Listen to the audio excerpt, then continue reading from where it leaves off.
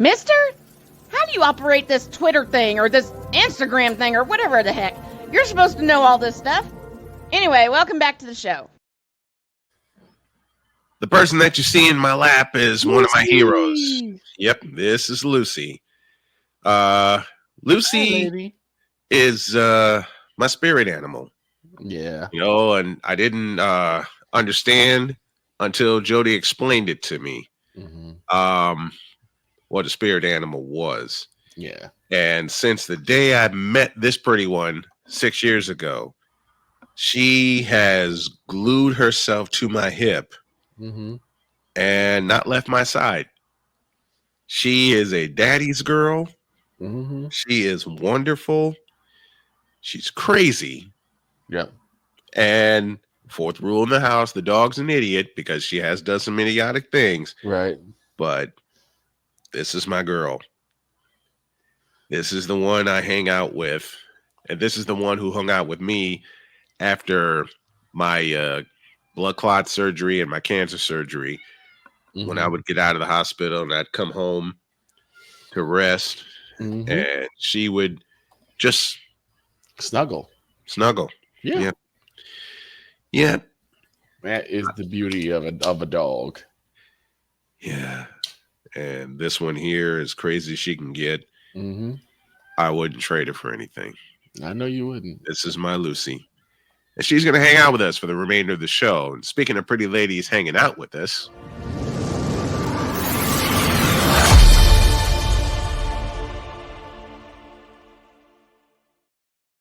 we got this pretty lady hanging out with us. Alison Moran, Mic Drop Moran, at your service. How are you, my dear? Great to have you. It's great to be. It's great to be anywhere. I'm doing great today. Hi, Lucy, baby girl. Oh, she is so cute, Brian. Just so damn cute. This is my spirit animal. This is the one. Anytime that Jody and I go on a road trip, like a short road trip, she comes with us. The only time that didn't happen is when we went on vacation last year to Branson, Missouri. And my wife surprised me with a tour of Kauffman Stadium in Kansas City for an anniversary. Ooh, love that. Here's what happened. I didn't know until the final day we were in Branson. I didn't know anything about this. She was talking to my daughter, and all I heard her say was, "I got something up my sleeve that will surprise him." I'm like, what is she planning? And I didn't put I did put the video together for our vacation last year. I just haven't posted it yet, and I have reasons for that. But we were recording the short videos and all that kind of stuff, just having a grand time. Did a week-long vlog of it, and she said, "I will tell you Friday what I'm up to on Saturday." I said, "All right." So Friday came, we did our final activities, we got ready to drive out of Branson, and she says, "You need to stop because there's something I need to tell you." I said, "All right." So I opened the phone, opened the video, and that's when she said, "I've surprised him with a tour of Kauffman Stadium in Kansas City." I cried in joy. And I was like, how does she know me so well? Yeah, wives always know. Yes, there you go. Wives, girlfriends, name it. They always know. And she surprised me with that trip. And what made it even better, at the time she said, "I just got the basics. I want you to see the stadium." And I said, "Cool." My tour guide had other ideas because my tour guide looked at me and said, "Tell me your story." And I said, "Well, I've survived pancreatic cancer. I've survived blood clots." And she stopped me and she says, "You sound like you got a broadcaster's voice." I said, "Yeah, I do a lot of broadcasting. I'm going to take you up to the broadcast suite." "What?" "You're going to do what?" I'm going to take you up to the broadcast suite." Love that. She took me up to the broadcast suite. I saw the Bally Sports, aka the Fox Sports television suite. I saw both the radio booths. Took pictures everywhere I went at Kauffman Stadium, and I'm planning to surprise her with a tour of Lucas Oil Stadium in Indianapolis. Hey. Because she is a giant. Great place. It is. Great place. I love it. I've done 3 games there. Mhm. I've done 3 Circle City Classics there. Awesome. I plan to miraculously get broadcast permission for the state championships, the high school state championships in Indianapolis. It's just a matter of figuring out the cost and seeing how many donations I can get in to get that, because I want to surprise it with that too. Beautiful. You know, Won't be a surprise anymore, though, buddy. No, I mean, you're announcing it. So, are you planning on muting this for Jody or what? Hell no. Hell no. Look, Jody couldn't be muted if I tried, and I'm not trying. We tried that yesterday, and that did not work. And you know the best part about it? She said again what she said when I accidentally turned off my microphone, which is the most beautiful thing. Speaking of microphones, there's the PWHL that begins on November 30th, which I'm excited as hell for. I know Allie is. I promised Allie, and she didn't know this, that I'd work on a broadcast schedule for us to do the PWHL, because last year they began in January, and it was just a sprint. It was just a sprint line. Whoops. Allie tumbled for a minute. Last year's PWHL was a sprint to the finish line. They got to the finish line. It was wonderful. We covered a few games. We covered the finals, but now we're going to do it in play-by-play format. And Allie, what are you looking forward to the most with this PWHL season that begins on November 30th? Oh my gosh, I'm really looking forward to seeing all the clashes and how much more action they're going to bring this year. Now they're comfortable with their setups. Now they're comfortable with being a league, first of all, and also all of the amazing fans that found it. Oh my God, yes. You know, that final game where Minnesota beat Boston in Boston. I mean, that was a game for the ages. Oh, now, that game was crazy. That game was crazy. It's going to be so exciting. Now, they just unveiled all new uniforms for the teams, which didn't even have names last year, by the way.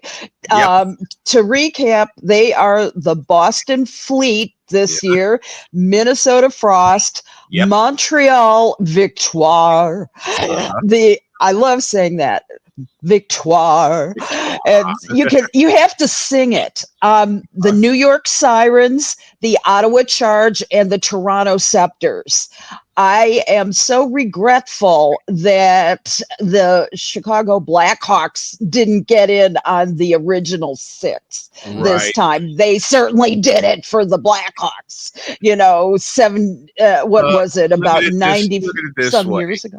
Look at it this way. We got these original 6. Yes. And these original 6 will forever be celebrated by fans like us, by journalists like us that love covering new leagues when they come up and when they get better and better. I mean, hell, Allie and I were there for the premiere of the WNBA when it came to Chicago. All right.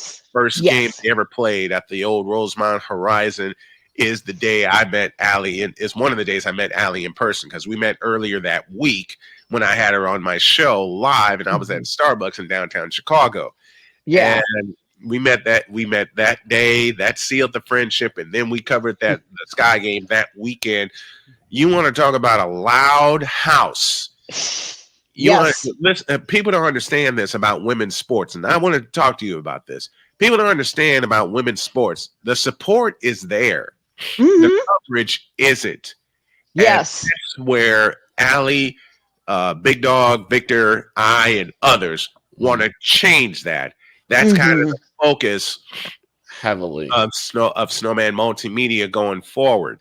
And there's a pretty lady that I'm married to by the name of Jody K, who keeps whispering in my ear, you need to do more women's sports. I'm telling you, will come when you do women's sports. When we did the Big Ten championship. Oh my God, those numbers. Nebraska and Iowa. 5,200 views for that play-by-play call, Nice. and another Nice. 3,500 when I did the national championship between Iowa and South Carolina.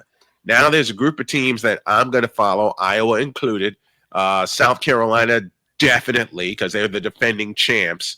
USC, I know I'm going to look at, and there's a couple of others I'm going to look at, but I think the team I'm going to stick with is South Carolina and see what they do all the way to Good the idea. And you've got to look at UConn as well. That's the other team I was looking at. Yeah. And Yeah. I'm hoping Paige that they Beckers, play, for God's sakes. I'm hoping they play on different days, because one day I want to do South Carolina and the other day I want to do UConn. And Good luck. got a feeling it's going to be those two battling it out for the national championship next April. But those are the two I'm going to heavily cover, and that's UConn and that's South Carolina. Allie's going to join me for some play-by-play calls. I know Shane will join me in the production booth. I know Victor will join. I'll be there. I will be there. Production booth in Chicago. So we got a lot planned with women's sports, and it's really going to start heavy on November 30th with the PWHL, and I can't wait, Allie, to cover that league with you. It's going to be a blast. Same, absolutely. Oh, that's going to be great. I will look forward to that, and I'm very much so looking forward to it. You know what's funny is you mentioned Kansas City right at the top, and did you know that Brittany and Patrick Mahomes are trying to bring a WNBA championship to actually a WNBA team? The championship will undoubtedly follow, but Kansas City has not had an NBA team or any other kind of basketball since 1985. And Mahomes is already a Kansas City part owner. He's minority stakeholder in the Kansas City Current, the Kansas City Royals, and the Sporting Kansas City of the MLS. I mean, this guy is a titan of Kansas City sports. He's going to be just in the, he's going to be in the Hall of Fame as an owner and as a player. I love seeing him at different events around Kansas City. I love seeing him around different events, just taking it all in, especially with the Royals when they had their run to the playoffs this past year. And I hope they do get a team in Kansas City.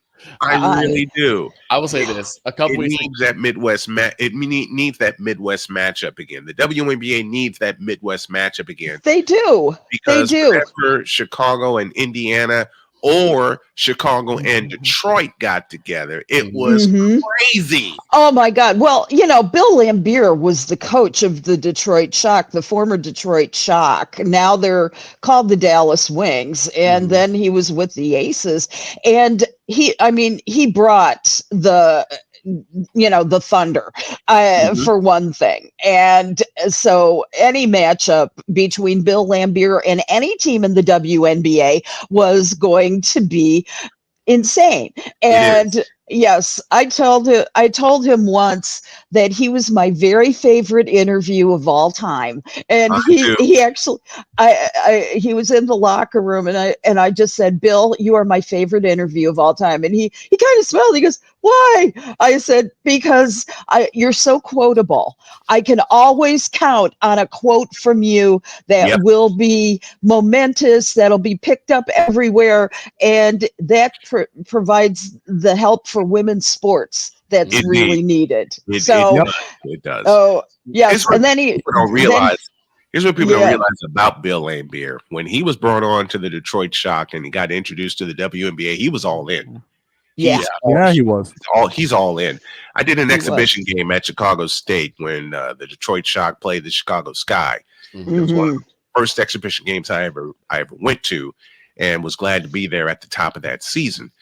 That's when somebody informed me. He was like, "Hey, Bill Laimbeer's here." I was like, "What?" And then I see him walk out with the Detroit Shock. I do the game. I cover the game. I write my story, and I go to the locker room. Bill Laimbeer is the first to emerge, and he's got a big old smile on his face. And remember, Bill Laimbeer is 6'10". All right. Mhm. Here I am looking like a shrimp at 6'5". He comes out, he just has this big smile on his face. He says, "What do you want to talk about?" And he shakes my hand, he puts his arm around me, and like, I don't Damn. know. And you're Exactly. starstruck. You're starstruck. You had it. I am. I am. I'm You very, had him at hello. Yep, I had him at You home. had it. You had a game plan, and then Lambeer just shut you down. Laimbeer just like he did with the Bulls many years ago, when the Bulls and the Pistons would always meet in the East Finals. It was so much fun to watch. So much fun seeing these two teams battle, and then I get to meet the number 40, Bill Laimbeer. And I tell you what, when he was between those lines, he was a dangerous player, and I mean that in a very good way. I mean, And a mean player. Mean, dirty. He was a mean, but between those lines, that's who Bill Laimbeer was. You But know who? Mhm. You know what? You know what it is? in the coach's box, he was one of the sweetest interviews I ever met. He's one of the sweetest guys I ever met. He was was. standing there laughing at me because I'm so starstruck. And I'm like, wait a minute, this is Bill Laimbeer. This is a guy I used to watch and pattern my game after when I play, because he's a big man that can shoot from outside. Yeah. Right. We must have talked for 30 minutes, and my recorder was going.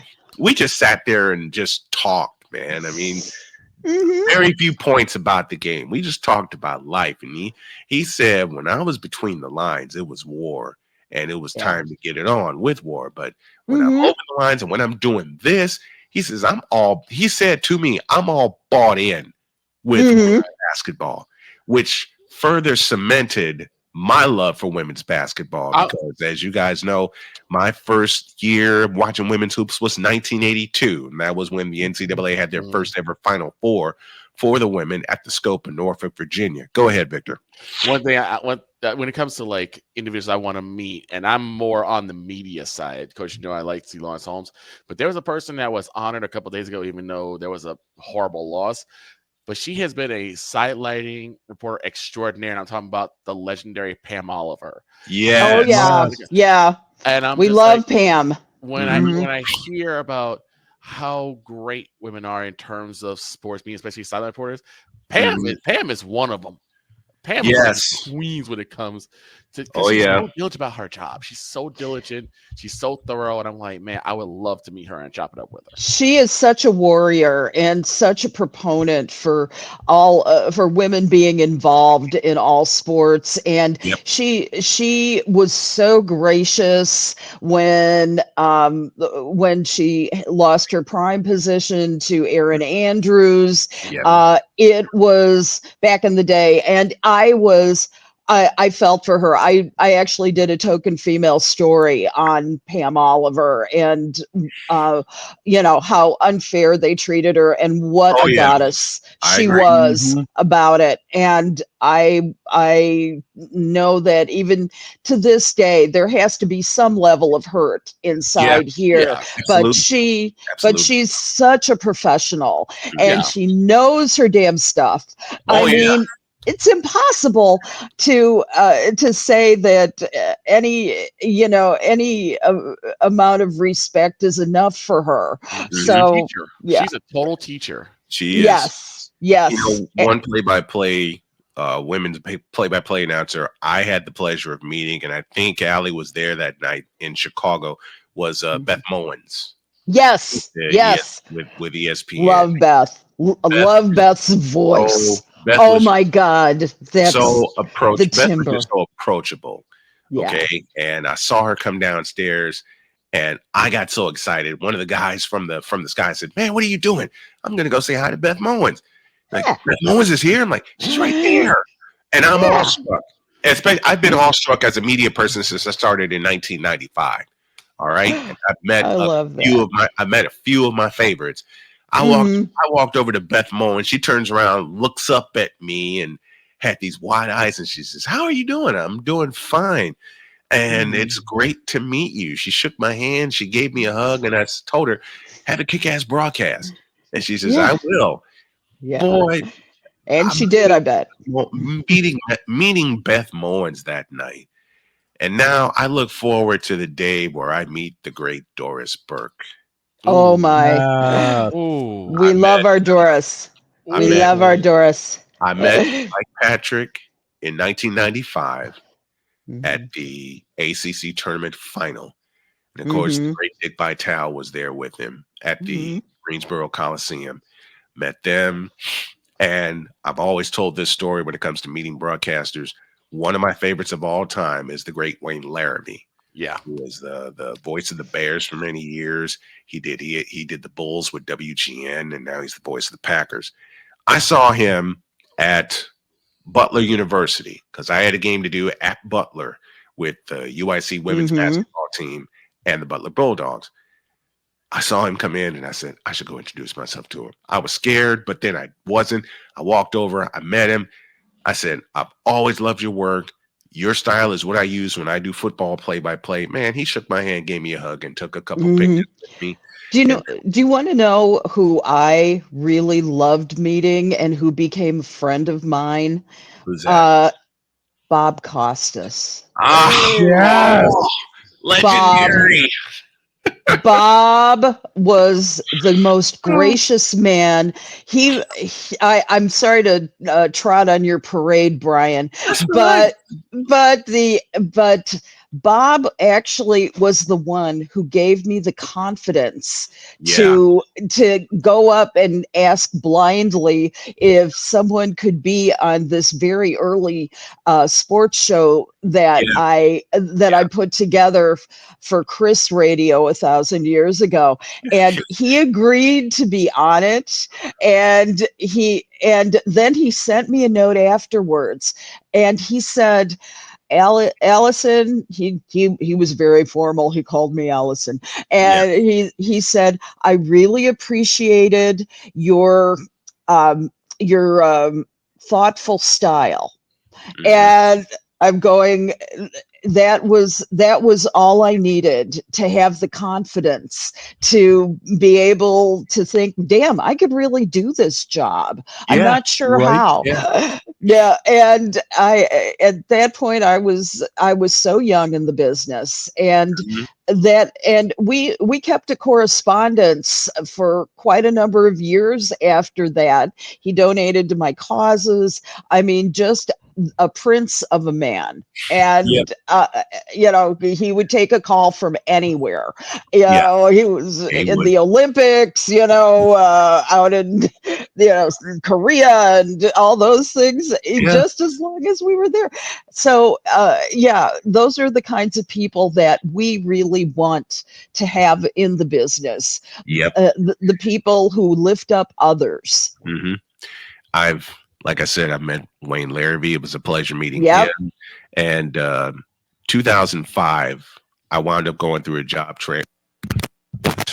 microphone. I wound up going through a job transition, and my friend Barry surprised me with Sox Fest passes for the final day. And I said, cool. Who did I happen to meet that day? Well, there's a PA announcer that I patterned myself after, and I think Allie knows this name, the legendary Gene Honda. Yes, I love Gene. I met Gene Honda that day, and I also met the play-by-play voice at the time, Mr. John Rooney. Yes. Oh, John. I had them both sign a baseball, and I said, John, I'm going to be doing a lot of baseball this year in the high school ranks. Do you have any advice? Because this is like my first full season in about 2 years. He looked at me, gave me a hug, and said, just be yourself. Have fun. That's right. That's right. That's the advice to give anybody, because I remember the first interview I ever did for a podcast I had way back by myself, road racing ace Tommy Kendall. And I was asking for help, through that.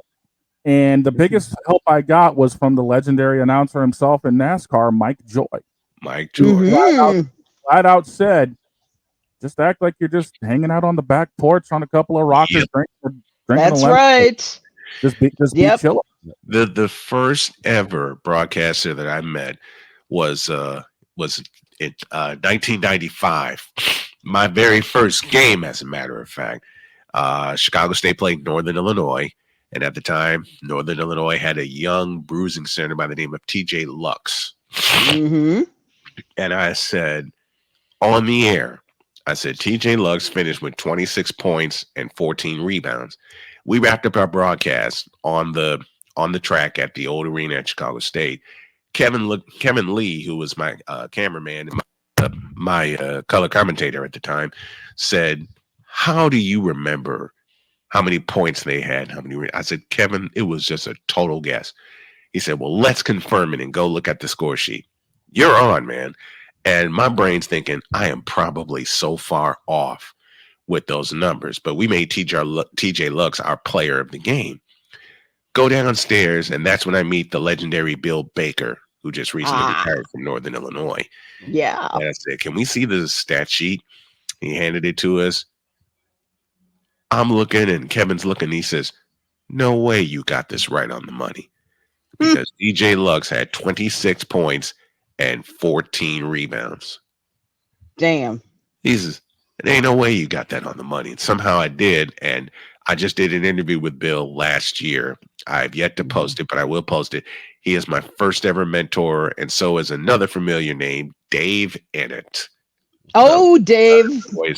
My buddy. Yep. I love Dave. Love Dave. He was a supporter from the start. Oh, he's been a supporter. He's been a supporter of both of us. Yes. And it's so fun to talk to him and to talk to the media folks that we've met over time. Don't forget, y'all, November 30th, Allie and I are going to come together with a PWHL Game of the Week. And I'm working on putting that together. It'll happen right after Thanksgiving. Hang around, folks. We got women's college basketball, women's hockey, everything. We're going to take you in the women's sports season beginning November 30th, and we're going to take you all the way to June. So hang around with us. Alison and Moran, the token female, Mic Drop Moran, joining us as she always does. My dear, we love you. Thank you so very much. Thank you for sharing memories, and we'll see you next week. All right. Have a good week, everybody. Enjoy. Be safe and healthy.